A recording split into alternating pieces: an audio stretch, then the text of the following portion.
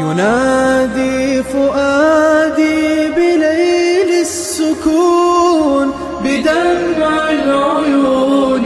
براجع الصدى. جنت تجھ میں حور و قصور رہتے ہیں،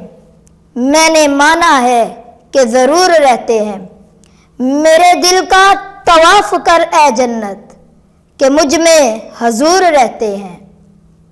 صدر علی وقار، آج میں جس موضوع پر گفتگو کرنے لگا ہوں وہ ہے حضرت محمد مصطفیٰ صلی اللہ علیہ وسلم، کامل و اکمل پیغمبر. گرامی قدر سامعین،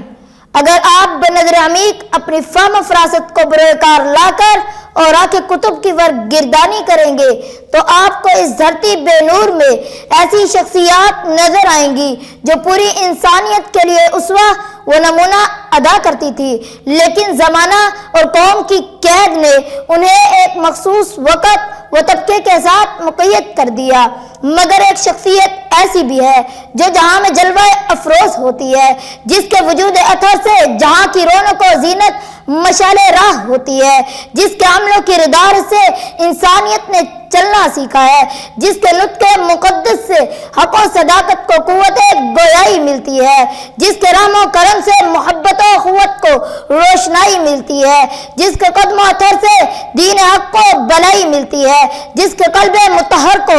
بطریق وحی رحمت الہی ملتی ہے، جس کی دیانت و امانت سے اہل ایمان کو رب کی رسائی ملتی ہے. جی ہاں، جس کے دامن سے قربت خدائی ملتی ہے، وہ ذات عالی سرور کائنات، خلاصے کو نو مکان، محبوب قلب جہاں، فخر دو جہاں، حضرت محمد مصطفیٰ صلی اللہ علیہ وسلم کی ذات مقدسہ ہے، جو رحمت کا سیل رواں بن کر، محبوب کو نو مکان بن کر، فخر ارض و سما بن کر، ہادی دو جہاں بن کر سر زمین عرب پر جلوہ افروز ہوتی ہے، جس کے آنے سے پہلے چار دانگ عالم اس کی نبوت اور رسالت کی کرنوں سے معطر ہو جاتے ہیں، جس کی آمد و ولادت سے قبل نور حق کی کرنیں اس قدر پھیل جاتی ہیں کہ کفر شرک کی تاریکی معدوم ہو کر رہ جاتی ہے. اس حقیقت کو اگر میں یوں آشکارا کروں تو بے جانا ہوگا.